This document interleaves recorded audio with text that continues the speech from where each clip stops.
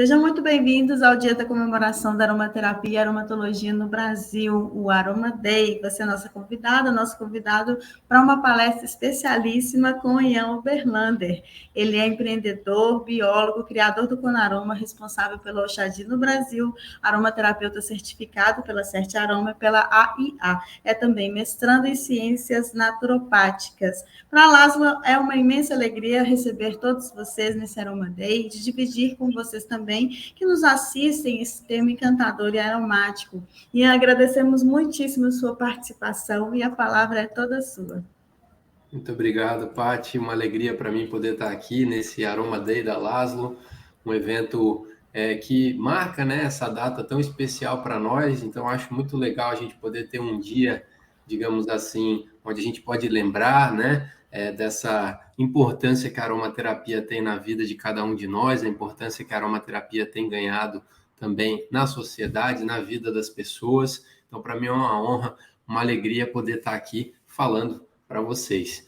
Essa apresentação, então, de hoje, ela vai ter como tema central uma planta, né, que, na verdade, o seu óleo essencial, ele é um dos óleos essenciais aí mais utilizados, mais conhecidos. Então, a minha intenção é poder trazer um panorama geral sobre essa planta, sobre esse óleo, para a gente poder conhecer, talvez, algumas coisas que ainda não conhecemos e poder, de alguma forma, se aprofundar nesse estudo, se conectar mais ainda com essa planta e com esse óleo tão especial. Por isso, o tema de hoje é esse aí que vocês podem ver, né, na imagem, hortelã, cristais de liberdade e espaço. Espero que até o final dessa apresentação vocês possam compreender o porquê desse título, né? Talvez a pessoa olhar assim rapidamente, nossa, mas o que tem a ver cristais com aromaterapia? Será que ele vai misturar uma coisa com a outra? Mas não, tem um porquê, tem um sentido, né? E eu espero que fique bem claro para vocês qual que é esse sentido ao longo da apresentação, certo? Muito bem. Então, a gente inicia esse nosso estudo falando um pouco a respeito da história, porque existe um papiro chamado Papiro de Herbes, né? Esse papiro, na verdade, contém um dos tratados médicos mais antigos e mais importantes que se tem notícia. Ele foi escrito lá no Egito Antigo, né? Existe mais ou menos aí uma estimativa de que ele é datado de mais ou menos 1500 anos antes de Cristo, né? E o nome dele é Papiro de Ebers, porque foi justamente um monge alemão chamado Georg Ebers que foi quem adquiriu ele, comprou ele numa feira de antiguidades, vamos dizer assim. Depois ele se deu conta de que ele tinha um verdadeiro tesouro nas suas mãos, né? Esse papiro, ele contém mais de 700 fórmulas. Essas fórmulas, elas eram consideradas pelos egípcios, né? Na verdade, ali, eram consideradas fórmulas mágicas, porque elas continham formulações, remédios populares. E também, além disso, existiam algumas descrições de alguns sistemas do nosso corpo, principalmente o sistema circulatório. Tudo isso dentro desses papiros ali que o Georg Ebers adquiriu, né? Então, observando a data, né, aproximada de quando esses papiros foram escritos, a gente pode perceber que os egípcios, eles mostravam ali um grau de compreensão do corpo humano que era uma coisa assim fenomenal, né? Porque a gente imagina que hoje, com toda a tecnologia, né, toda essa modernidade que a gente hoje a gente tem assim um conhecimento muito amplo, mas se a gente comparar os recursos que existiam naquela época e o conhecimento que se tinha, é realmente algo extraordinário, né? Então eles tinham esse conhecimento muito aprofundado da estrutura do corpo humano, né? Dos vasos sanguíneos, do coração, anatomia, fisiologia, toxicologia, tudo isso era muito bem conhecido e estava muito bem descrito nesse papiro. Inclusive, abordando algumas doenças neurológicas, né? Nesse papiro também tem relatos de algumas doenças neurológicas. Ele incorpora ali nesses escritos aspectos mitológicos, aspectos religiosos. E isso traz para nós também uma boa reflexão, né? De que naquele momento religião, espiritualidade, saúde, medicina, tudo isso não estava dissociado, como a gente vê hoje, né? A ciência vai numa direção e a religião a gente vê muitas vezes indo numa outra direção. Então, se não for comprovado cientificamente, significa que não tem nenhum tipo de validade, né? Hoje a gente vive nesse mundo. Naquela época, não existia essa dissociação. Estava tudo de alguma forma ligado, né? E se a gente prestar bem atenção, eu vejo que tem um sentido isso tudo estar ligado, porque tudo isso faz parte do todo, né? E a gente vendo a aromaterapia como uma ciência holística, uma abordagem holística que enxerga o ser humano como um todo, eu vejo que faz muito sentido. Então, nesse papiro de Ebers, esses relatos do sistema circulatório, de algumas outras partes do nosso corpo, anatomia, fisiologia, algumas questões relacionadas também às doenças que eram descritas lá, isso tudo tinha também um toque de espiritualidade, um toque mitológico, né? Então, lá nesse papiro, os relatos, por exemplo, dessas doenças neurológicas, eles falavam que, além desse toque mitológico, religioso, né, era descrito ali que além das medicações, além das fórmulas que eram indicadas, né, e utilizadas para as pessoas, alguns rituais mágicos, algumas intervenções divinas contribuíam também para a cura dos males das pessoas. Então a gente vê bem claramente que não havia essa dissociação, estava tudo ali de alguma forma misturado, sintonizado, né? Essa crença religiosa de Deus, essa crença na cura, na saúde, né? Então, tudo isso, de alguma forma, estava ligado.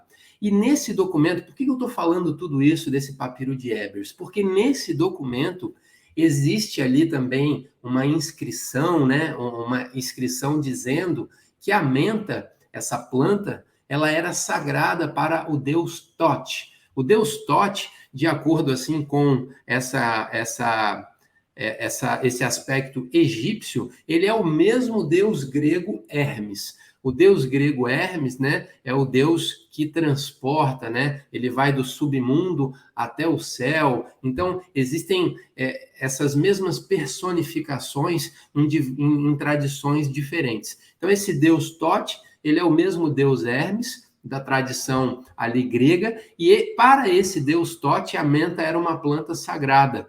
Então, por isso, a utilização da menta nessa tradição egípcia, ela era restrita apenas para sacerdotes ou pessoas iniciadas. E esses sacerdotes, esses iniciados, eles preparavam com a menta um unguento, uma preparação muito especial, que ela é famosa, muitas pessoas já ouviram falar, e dentro dessa preparação existia ali, então, a presença da menta, que o nome desse preparado, desse unguento, se chamava quife, né? Então, existem algumas teorias das fórmulas, né, que compunham esse unguento, esse preparado, que era uma espécie de remédio cosmético, desodorante, perfume, era tudo meio que uma coisa só. E dentro dessa formulação, existia ali a presença da menta. E de acordo ali com o papiro de Ebers, somente os iniciados e os sacerdotes poderiam manipular ela para poder fazer esse preparado, que tinha como objetivo, né, manter a longevidade, né, as pessoas terem uma longevidade maior, além disso, manter um processo vital, uma vitalidade mais ativa, mais presente, e também tornando o estado mental mais claro. Então, olha que interessante, né? Lá naquela época, eles já percebiam esse efeito da menta, que nós chamamos de hortelã, né? Trazendo esse efeito de clareza mental, que é algo que a gente percebe, né, no óleo essencial. Por isso que eu gosto muito de estudar também esse aspecto histórico, porque a gente vê que lá de trás as pessoas já tinham algum tipo de sensibilidade ou algum tipo de conhecimento que são os mesmos efeitos terapêuticos que a gente encontra hoje através dos óleos essenciais. Então, esse papiro de Ebers traz esse relato vivo ali da menta e trazendo ela para um lugar muito especial, afinal de contas, somente os iniciados e os sacerdotes poderiam ter acesso a ela para fazer, então, esses preparados. Além disso, a gente tem também a presença da menta na tradição grega, né? E o próprio nome menta, ele tem origem no mito grego, o mito de Minte, né? O nome menta deriva desse mito grego de Minte. A Minte, ela representa uma ninfa, né? Essa ninfa, ela ficou, então, deslumbrada, tentou seduzir o Hades, né? Que é o deus do submundo. Então, a esposa dele, a Perséfone, interveio, percebeu que ela estava tentando seduzir o marido dela, o Hades, né? Então, ela interveio e transformou a Minte numa planta. Então, embora o Hades ele não tenha conseguido, de fato, transformar ela novamente em uma ninfa, ele, então, deu a essa planta, da qual a Minte se transformou, deu a ela a capacidade de adoçar o ar, né? Esse é o relato. Adoçar o ar quando suas folhas fossem amassadas. Então, esse é o mito, né, de Minte, de acordo com essa tradição aí grega, né, da mitologia grega, e daí que deriva esse nome menta. Já na Grécia Antiga, era muito comum utilizar ervas aromáticas para perfumar o corpo. E a hortelã, especificamente, ela era muito utilizada nos braços. Então, as pessoas utilizavam ela ali para perfumar os braços e até para esconder algum eventual mau cheiro também, certo?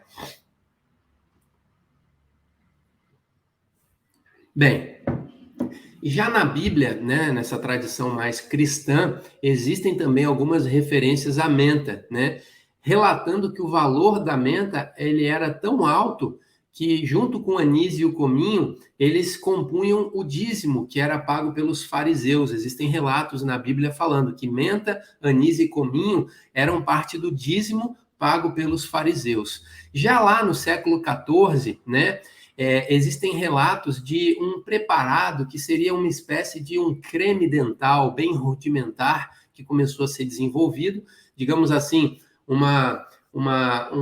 o início de um creme dental, né? Um preparado que seria ali utilizado para essa higiene bucal, e já naquela época, estou falando do século XIV, né? O hortelã ele já estava presente nesses preparados, né? Essa refrescância já era utilizada em preparados para higiene bucal. Isso é muito interessante porque a gente vê que até hoje pasta de dente, enxaguante bucal, balas e tudo mais tem ali essa aromatização, né, essa saborização também do hortelã.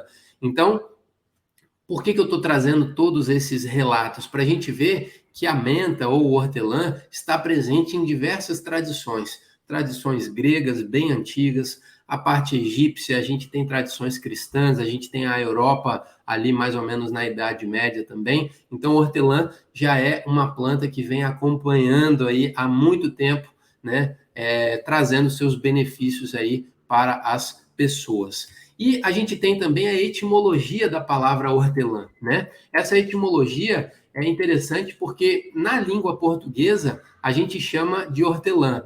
Esse nome hortelã deriva da palavra em latim hortulana. Hortulana significa que vem da horta, né? Que vem da horta. Então, hortelã tem essa raiz etimológica de horta, que é uma planta que era cultivada ali, né? Na horta, na casa das pessoas. Então, por exemplo, já a mais famosa das hortelãs, que a gente chama de hortelã-pimenta, tem o nome científico Mentha piperita. Piperita daí deriva do latim, que significa pimenta. Por isso a gente chama em português hortelã-pimenta. Então, menta deriva do mito grego de Minte, e hortelã é uma palavra que deriva do latim, algo que é proveniente da horta. Certo?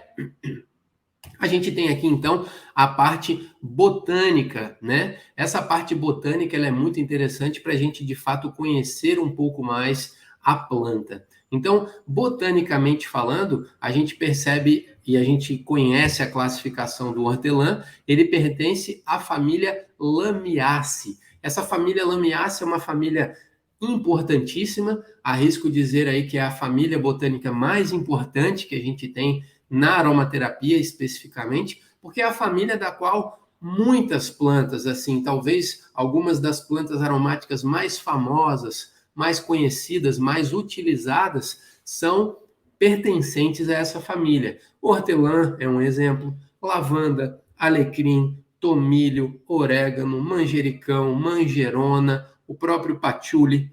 Então, existem muitas plantas aromáticas que pertencem a essa mesma família Lamiaceae. Dentro de uma família, a gente tem diversos gêneros, né? Então, dentro da família Lamiaceae, a gente tem, por exemplo, o gênero Lavandula, que é o gênero do qual pertencem diversas espécies de lavanda. A gente tem o gênero Rosmarinus, que é o gênero de algumas espécies de alecrim, e a gente tem também, dentro da família Lamiaceae, o gênero Menta. Dentro desse gênero Menta, finalmente a gente tem espécies diferentes de menta, e aí a gente tem 3 espécies que a gente vai falar um pouco mais nessa aula de hoje, que são talvez os 3 tipos de menta mais utilizados na aromaterapia. Menta arvensis, menta piperita e a menta spicata. Menta piperita, você já sabe, piperita é o significado de piperita é de pimenta, né, que a gente chama de hortelã-pimenta. Já a menta spicata, spicata deriva do latim e spicata significa cravada, né? Então, possivelmente esse nome spicata, ele existe, né? Foi dado esse nome porque essa espécie de menta tem algumas ranhuras, né, presentes nas suas folhas. Então, por isso esse nome spicata. Já a menta arvensis, arvensis deriva do latim arvum. Arvum significa árido. Então, menta arvensis, arvensis tem essa raiz etimológica da palavra árido. Possivelmente porque existiam, né, a presença dessa espécie específica, menta arvensis, em locais de solo mais árido, né? Esses locais eram os locais onde a menta arvensis era cultivada. Então, por isso esse nome arvensis. Então, agora você já sabe mais ou menos assim um porquê do nome menta piperita, o porquê do nome menta spicata e o porquê do nome menta arvensis, que são as 3 principais espécies de hortelã que a gente utiliza na aromaterapia. E qual que é a parte que a gente utiliza na aromaterapia? A gente utiliza para a destilação a planta, a parte superior, a parte aérea da planta. Não é assim, colhida folha a folha, não. Toda essa parte superior aérea do hortelã é cortada e toda essa parte vai, então, para o destilador. Então, geralmente, quando a planta está florida, é a época onde ela é colhida, né? Que é a época onde ela tem ali também a maior concentração de princípios ativos e, consequentemente, de moléculas aromáticas. Então, as folhas e a planta como um todo, né? A parte aérea da planta como um todo, são a parte da planta utilizada. Esse gênero menta que eu tive falando, ele é composto não só por essas 3 espécies que eu falei, ele é composto por centenas de espécies, né? E essas espécies, elas são distribuídas por quase todos os continentes. Então, a gente vai encontrar algumas espécies de menta sendo originárias, né, nativas de quase todos os continentes. E também são espécies cultivadas há muito tempo. Então, como a gente esteve vendo, né, desde a época do Egito Antigo, a menta já era considerada uma planta quase que sagrada. Então, imagina só, é uma planta muito conhecida e muito utilizada, né, há muito tempo ali pelas pessoas e pelas diferentes tradições. Dessa forma, a gente observa que esse gênero menta, essas espécies que compõem esse gênero menta, são espécies que têm uma facilidade muito grande de cruzarem entre si. Por isso, elas geram muitos híbridos. Híbridos é quando a gente tem 2 espécies diferentes que têm a capacidade de cruzar entre si. Um caso clássico na aromaterapia de um híbrido é o lavandim, né, que é o cruzamento entre a lavândula angustifolia com a lavândula latifolia. Gera um híbrido que é o lavandim, lavândula híbrida.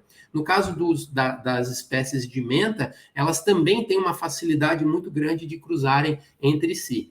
Via de regra, são plantas herbáceas, né? Ou seja, não são árvores, não são assim plantas, árvores muito grandes e tudo mais. Não, são plantas herbáceas. Então, elas são perenes, mas elas possuem um tamanho pequeno. Não são plantas que você vai ver crescendo assim a uma altura muito grande, não.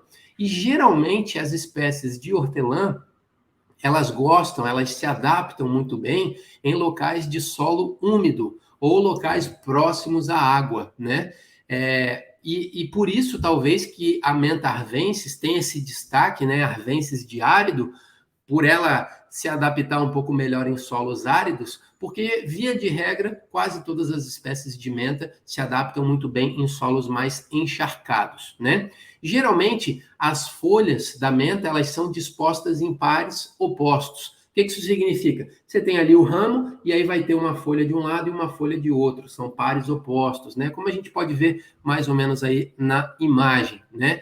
E geralmente a maior concentração de moléculas aromáticas está presente nessas folhas, certo? Então, esse é o local onde a gente tem ali a maior concentração. A gente tem aqui uma passagem, né, do Marcel Lavabre, que é um autor que eu gosto muito, autor de alguns livros aí muito importantes, inclusive a editora Laszlo tem um livro do Marcel Lavabre traduzido, se eu não me engano o nome é Aromaterapia, a Cura pelos Óleos Essenciais, e ele fala assim sobre essa família botânica Lamiaceae. Ele fala, na família Lamiaceae, todas as espécies têm algum poder curativo, o que indica sua especial relação com o ser humano. Esse fenômeno se deve à influência extraordinária das forças cósmicas do calor na formação dessa família. Sua natureza calorífera leva ao desenvolvimento dos óleos essenciais. Então, a contribuição aí do Marcel Lavabre falando especificamente sobre a família botânica Lamiaceae, que é a família da qual o gênero menta pertence.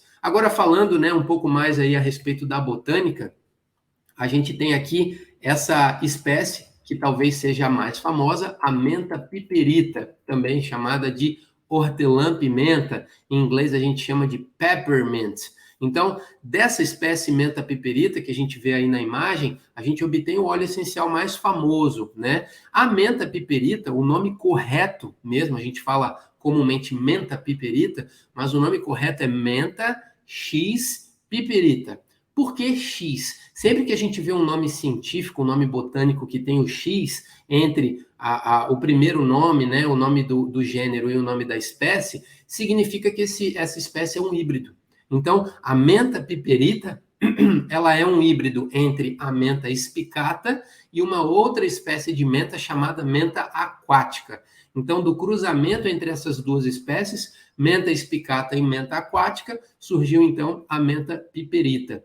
E a chave, digamos assim, para a gente identificar a menta piperita são esses ramos mais escuros. Não sei se vocês conseguem ver aqui, né? Mas o talo, né? O raminho da menta piperita, ele é mais escuro. Então, as folhas elas são verdes escuras, né? Com algumas veias, mas num tom avermelhado, um tom meio bordô, digamos assim. E o ramo também tem essa tonalidade, um bordô mais escuro. Já as flores da menta piperita são flores roxas e elas são produzidas ali em espiral ao redor do caule. Então, essa é a característica da floração da menta piperita. Como a gente pode ver aqui, olha só. Aqui a gente tem uma imagem mais aproximada da folha e aqui a gente consegue ver então ali os ramos, né, um pouco mais escuros e essas flores um pouco mais compridas. Depois, a gente tem, então, a menta arvensis. A menta arvensis, também chamada de hortelã do campo. A gente chama aqui no Brasil a menta arvensis de hortelã do campo. Ela possui tanto as suas folhas quanto o seu caule, ele é verde. Então, ele não tem essa diferenciação da cor do caule ser mais escuro, como é o caso do hortelã-pimenta. Então, no caso da menta arvensis, tanto o caule quanto as folhas são verdes. E elas são peludinhas. Então, essa é a principal característica da menta arvensis. As folhas, elas têm ali pelugens, né? Então, é uma folha mais peludinha. Já as flores, ela possui uma tonalidade roxa, clarinho, um roxo bem clarinho, e essas folhas, elas ocorrem no caule, como a gente pode ver ali na imagem, né? A base das folhas, ela cresce ali de forma oposta, como eu tive falando. E depois, então, da menta arvensis, aqui a gente tem o detalhe, o destaque das flores, né? Bem ali no centro, bem no caule, nesse ramo é onde as flores crescem. E depois a gente tem, então, a menta espicata. A menta espicata, por sua vez, né, chamada de hortelã verde. Então, a menta arvensis, chamada de hortelã do campo, a menta piperita, chamada de hortelã-pimenta, e a menta espicata, chamada popularmente de hortelã verde. A hortelã verde também é um híbrido, né? Possivelmente, ele é um híbrido do cruzamento entre a menta longifólia e a menta suaveolens. São dois outros tipos de menta, cruzaram entre si, deram origem, então, à hortelã verde. Os ramos da hortelã verde, a exemplo da menta arvensis, também são verdes, obviamente, né, pelo nome, e também tem pelos, né? Então a gente também encontra a presença desses pelinhos. As folhas, elas são verdes e elas têm uma característica marcante. A pontinha das folhas, ela é serrilhada. Por isso, lembram lá que eu falei do nome espicata, né, de cravos, né? Espicata porque justamente tem essas pontas ali presentes na folha. Então essa é a característica principal da menta espicata. As suas folhas são serrilhadas, como a gente pode ver aqui nas imagens. Olha só, aqui dá para a gente ver bem direitinho, né? Então, justamente por esse motivo, né, esse nome espicata. Em inglês, o nome é spearmint. Spearmint também pelo espicata, né? Espicata spearmint. Esse é o nome chamado em inglês. Já a hortelã-pimenta, peppermint, certo? Então, as flores, no caso da menta espicata, já são flores assim, que elas podem ser rosa ou branco, né? Ou então variando entre rosa e branco, como a gente pode ver aqui na imagem. Algumas um tom mais branco, outras um tom mais rosa. Além dessas três espécies que a gente esteve falando, hortelã-pimenta, hortelã do campo e hortelã verde, a gente tem outras espécies de hortelã também, né? São menos utilizados na aromaterapia, mas a gente encontra, por exemplo, a menta citrata, que é a hortelã bergamota, a gente tem a menta pulegum, que é o poejo, e a gente tem a menta longifólia, que é a hortelã silvestre. Cada uma delas tem algumas características ali particulares, mas de forma geral, essas são as três principais espécies de menta que a gente tem na aromaterapia: hortelã-pimenta, hortelã do campo e hortelã verde, certo? Então, agora que a gente conheceu um pouco da botânica, vamos para a química, que é uma área que eu mesmo gosto muito de estudar, porque a química, ela revela aí muitas coisas que só pelo cheiro ou, assim, muitas vezes estudando a parte teórica, a gente não consegue saber tantas coisas quanto a química revela para nós. Então, a química é como se a gente acendesse a lâmpada de um quarto, a gente consegue enxergar tudo com mais clareza, né? E eu preparei aqui, então, uma tabela onde a gente consegue ter ali uma comparação do aspecto químico entre essas três espécies. Então, olha que interessante. No caso da menta piperita, a gente vai encontrar ali dois componentes assim majoritários, né? Quantidades maiores de dois compostos, o mentol e a mentona. Então, mentol e mentona são os dois principais componentes presentes no óleo de menta piperita, hortelã-pimenta. O óleo de hortelã clássico aí, que todo mundo já sentiu o aroma dele. Então, ele é formado por um monoterpenol, que é o mentol. Ele é um monoterpenol, a exemplo do linalol, da lavanda, a exemplo do geraniol, a exemplo do terpinem 4-ol, do tea tree. Todos pertencem a essa família química dos monoterpenóis. São compostos leves, são álcoois, né, que têm cadeias mais curtas, possuem apenas 10 átomos de carbono e tem uma característica aromática bem marcante, é o caso do mentol. O mentol, pessoal, ele está presente assim em muitos, mas muitos alimentos, balas, chicletes, medicamentos, bebidas, enfim, ele está presente em muitos produtos aí, o mentol. E além desse monoterpenol, a gente tem a presença de uma cetona, que é a mentona. Na verdade, no processo químico ali, né, nas reações químicas que ocorrem dentro de um óleo essencial e até que ocorrem dentro da própria planta, um álcool monoterpênico, como o mentol, dependendo de algumas reações, ele pode se transformar numa cetona. Então, no caso, alguma quantidade de mentol se transforma numa cetona, essa cetona carrega o mesmo nome, que é o ment, né? Então, de mentol, ele vai se transformar em mentona. Então, isso a gente encontra no óleo de hortelã-pimenta. Uma parte considerável, aí, aproximadamente 35% de mentol, e uma outra parte considerável também dessa cetona chamada mentona, que na verdade é derivada, né, desse próprio álcool monoterpênico. Bem, dito isso, sabendo que esses são os dois principais componentes químicos, a gente tem alguns outros compostos ali em menores quantidades, né? Já na menta espicata, a gente vai ter ali uma quantidade muito pequena de mentol e mentona. Então, enquanto na hortelã-pimenta a gente tem 35% de mentol, na menta espicata a gente vai ter apenas 0,5%. Ué, Ian, mas então o cheiro deve ser bem diferente. Mais ou menos. A gente tem então 0,5% de mentol e a gente vai ter aí quase nada, 0,1% de mentona.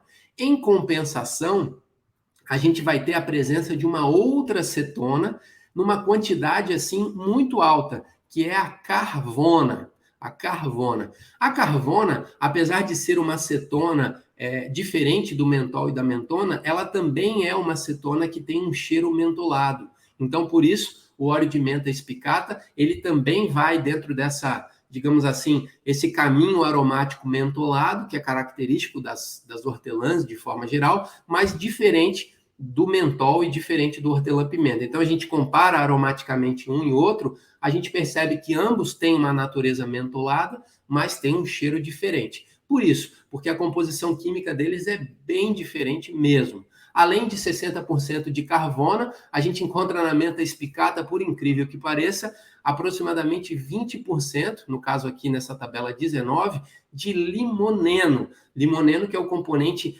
principal dos óleos cítricos, limão, laranja, mandarina, grapefruit, todos eles têm aí quase 90% de limoneno.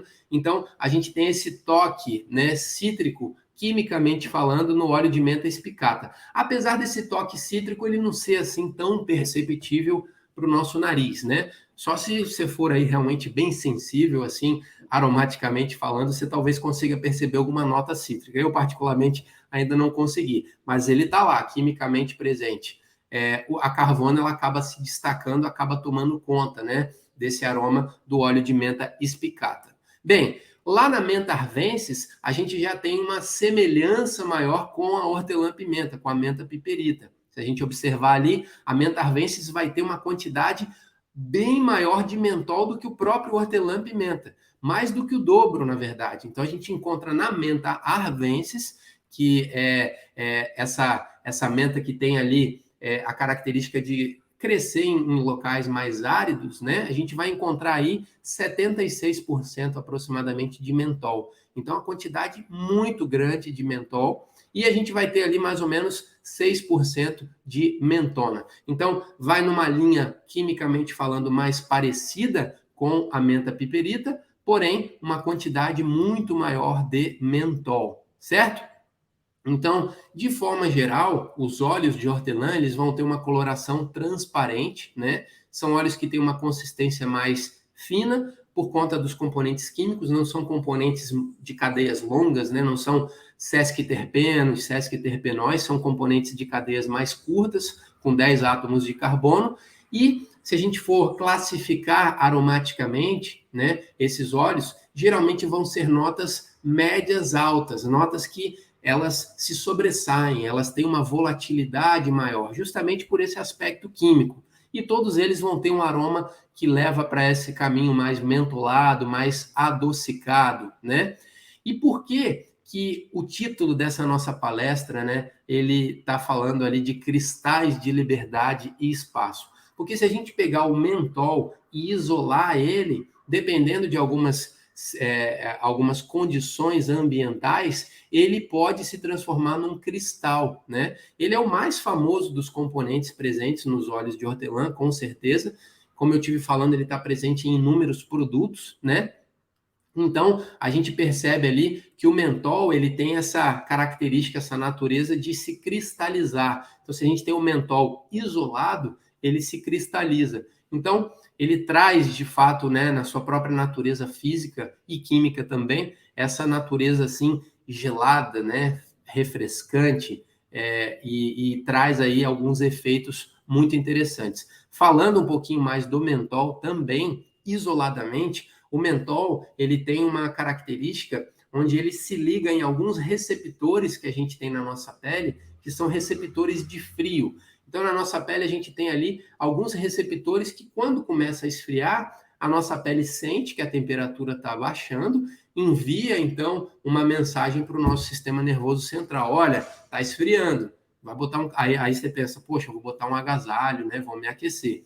Esses mesmos receptores que a gente tem na nossa pele de frio, o mentol ele tem a condição de se ligar nesses receptores pela sua estrutura química. Então, ele se ligando nesses receptores, a gente tem essa sensação de frio. Por isso que quando a gente aplica, por exemplo, o óleo de hortelã na nossa pele, a gente sente que ela resfria. E isso vai trazer aí inúmeros benefícios terapeuticamente falando, né? Que a gente vai falar um pouquinho mais a respeito deles, certo? Então, essas são algumas das características químicas dos óleos de hortelã. Por essa característica do mentol, né, de se ligar nessas células de frio, ele tem um efeito muito poderoso no campo analgésico e anestésico também.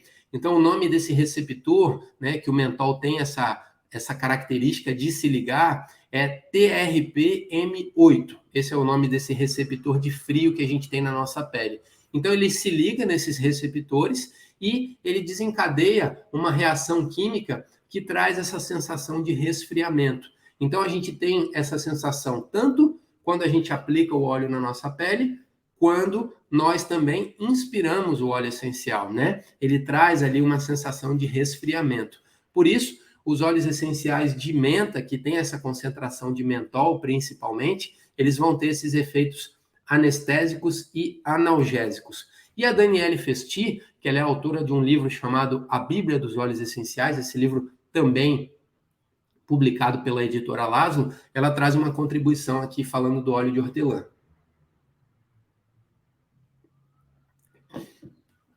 Ela fala assim: o óleo de hortelã-pimenta é a resposta aromática para a dor. Pode ser empregado como cuidado imediato nos traumatismos e pancadas onde não se fez corte, e sempre em pequenas superfícies de pele. É um verdadeiro medicamento de urgência que deve estar numa farmácia doméstica de primeiros socorros. Aplique topicamente no local de um choque físico ou nervoso. A dor passará na hora, pois o efeito é ultra rápido e durável. O roxo que costuma aparecer depois na pele será menor, talvez nem surja. Trata-se de um óleo que evita tanto a reação inflamatória quanto o efeito rebote de dor intensa, que é algo clássico em anestésicos locais, como a xilocaína. Então, essa é a contribuição aí da Daniele Festi, falando a respeito do óleo de hortelã-pimenta.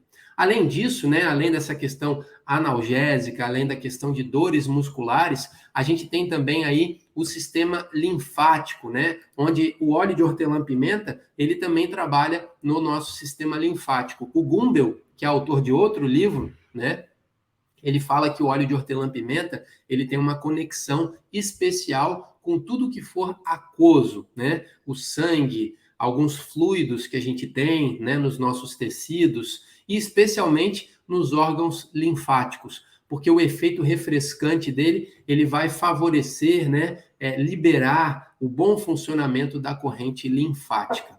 Além disso, o óleo de hortelã-pimenta, ele é um antiespasmódico, tá? Então, ele vai estar trabalhando aí, auxiliando, né, nas estruturas da região abdominal. Ele vai estar interrompendo espasmos e contrações. Então, ele é útil em casos de cólicas, em casos de gases. Ele também é um óleo antiemético, ou seja, ele é utilizado para aliviar enjoos, né, para aliviar náuseas. Então, é um óleo que, se você viaja de ônibus ou de carro, fica enjoado ou enjoada, é um óleo que você pode levar com você, ficar ali utilizando ele, que ele consegue melhorar, né, aliviar essas sensações aí de enjoo. E também em pessoas que estão fazendo tratamentos, por exemplo, de quimioterapia, pós-operatório, são situações onde o óleo de hortelã pode auxiliar, porque as intervenções são muito evasivas, né? Então, podem aí causar enjoos e o óleo de hortelã-pimenta pode auxiliar bastante nesse caso.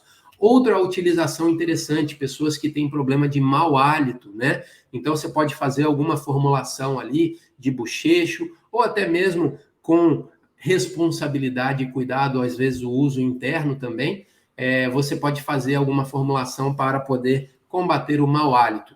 O óleo de hortelã-pimenta, ele aumenta o fluxo sanguíneo no nosso organismo, dessa forma, então, ele favorece o sistema circulatório, ele vai ter, entre sedativo e estimulante, o óleo de hortelã-pimenta, ele vai um pouco mais para esse lado estimulante. E ele é utilizado aí classicamente, né, talvez um dos mais utilizados, junto com os óleos de eucalipto, como descongestionantes respiratórios, né?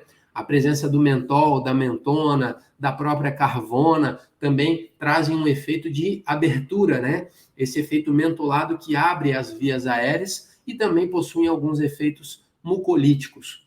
O óleo de hortelã, ele também pode ser utilizado na nossa pele, né? Numa diluição baixa, né? Ali de 1% ou até menos, ele pode ser muito útil para casos de coceiras, irritações na pele, né? Principalmente quando a pele fica vermelha, fica inflamada, ele pode ser um óleo aí muito interessante para poder trazer um alívio nesses aspectos.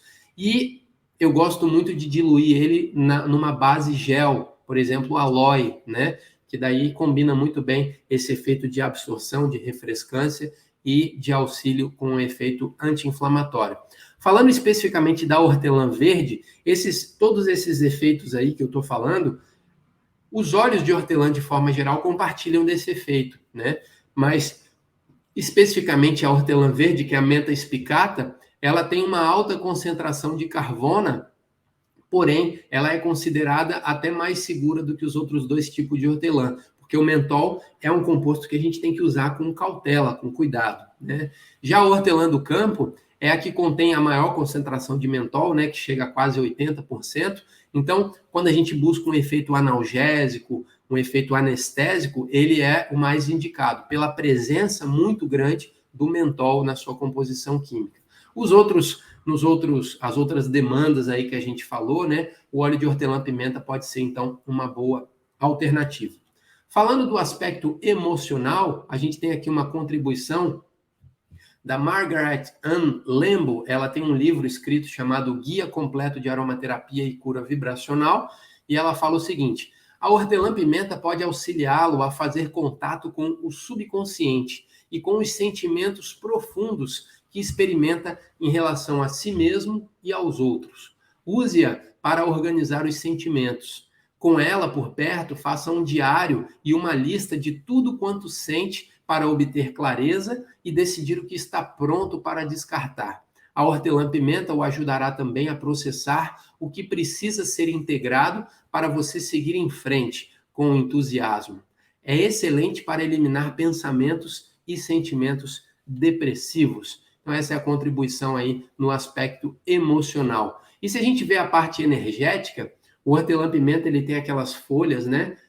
Da forma que a gente viu, mas internamente, se você coloca ele num vaso, as raízes, elas crescem assim, de uma forma muito, digamos assim, uma se enrolando na outra e ocupam todo o território ali, né, do vaso. O que isso mostra, assim? Um simbolismo de que, muitas vezes, quando você está com muitas coisas, né, na cabeça, muitos problemas, situações, assim, muito cabeludas, né, vamos dizer assim, você utiliza o óleo de hortelã e ele traz consigo essa clareza, essa liberdade, esse espaço que muitas vezes é necessário para você colocar as ideias em ordem, né? Então, esse espaço, né, que muitas vezes a gente, no meio de uma correria, de um problema, a gente não para organizar as ideias. O óleo de hortelã, ele traz essa capacidade.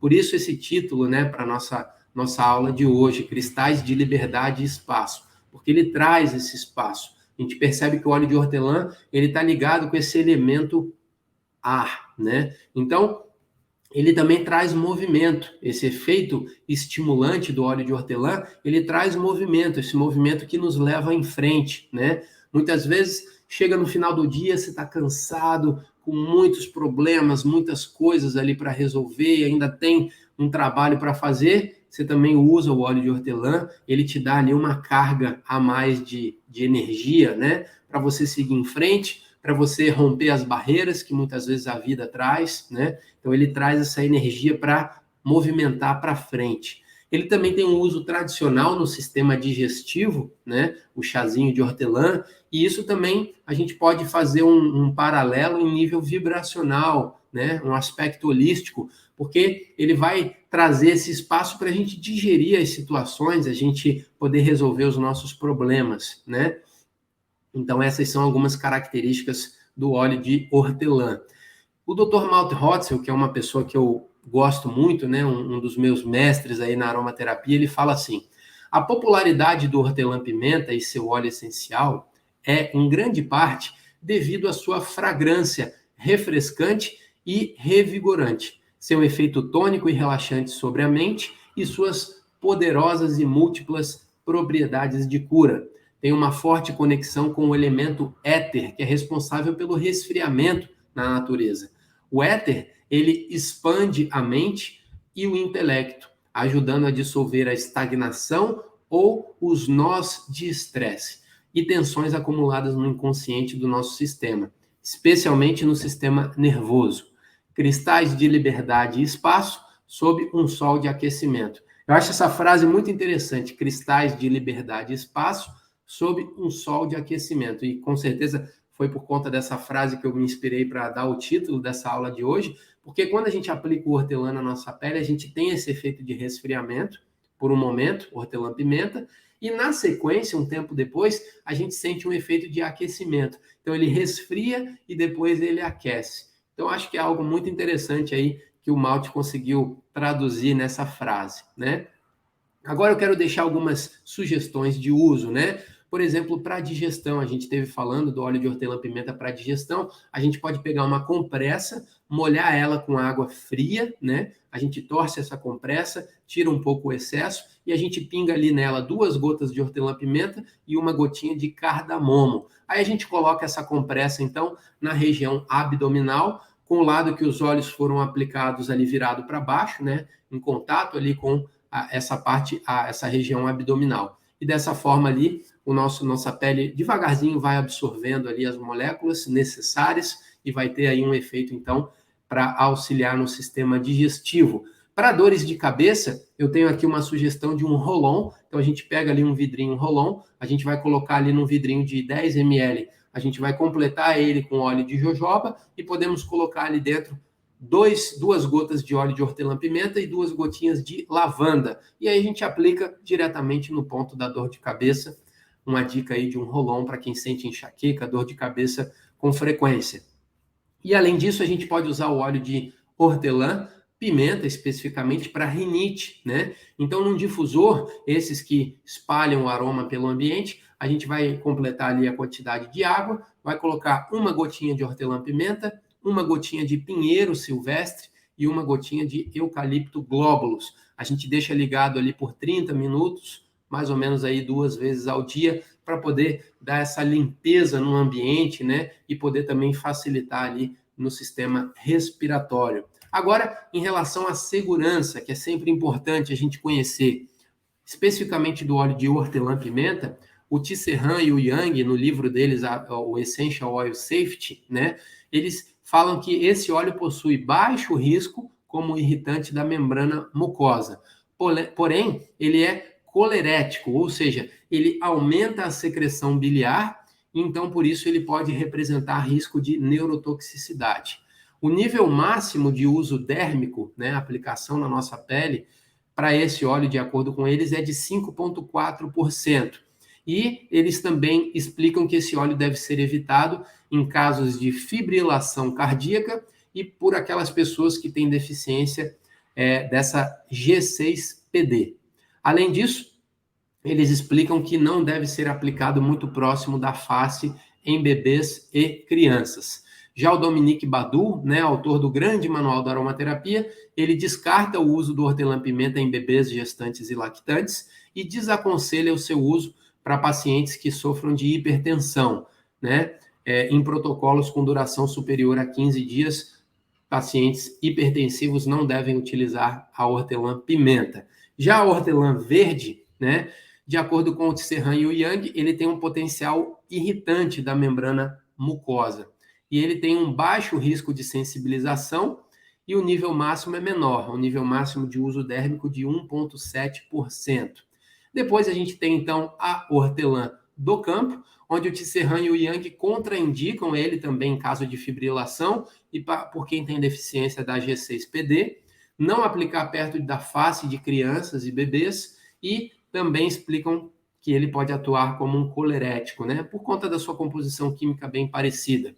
Já o Dominique Badu explica que a presença do mentol, ele pode, nessa concentração, pode causar espasmo faríngeo em bebês. Então, o uso em grandes quantidades também pode causar efeitos neurotóxicos, por isso ele descarta o seu uso bebês, gestantes e lactantes. Então, esses são os cuidados com a segurança que a gente pode ter. Meu Deus, Jean, não vou usar nenhum desses óleos, eles são muito perigosos. Não, não é assim. A gente sabendo os riscos, a gente vai poder, então, usar eles da melhor forma possível. E aqui, então, estão aí alguns riscos que esses óleos têm se utilizados por pessoas, né, um perfil de público de pacientes que não seja o adequado, pode sim causar algum tipo de problema. É bom a gente sempre ter essa consciência, certo? Então, dessa forma, a gente conclui essa nossa apresentação, né, a respeito do hortelã. Eu agradeço mais uma vez aqui a oportunidade de estar falando, de estar compartilhando um pouco sobre aromaterapia aqui no Aroma Day da Lázaro. Uma alegria poder estar aqui participando junto com outras pessoas aí brilhantes. Esses aqui são os meus contatos, o meu contato especificamente no Instagram, onde a gente compartilha ali alguns dos nossos cursos, enfim, o que a gente faz aí na aromaterapia, a gente compartilha por lá. Então, fica o convite e espero poder encontrá-los aí, todos vocês, numa próxima oportunidade, quem sabe ao vivo, para a gente poder, então, conhecer mais a respeito da aromaterapia. E eu agradeço mais uma vez a oportunidade. Até a próxima. Tchau, tchau.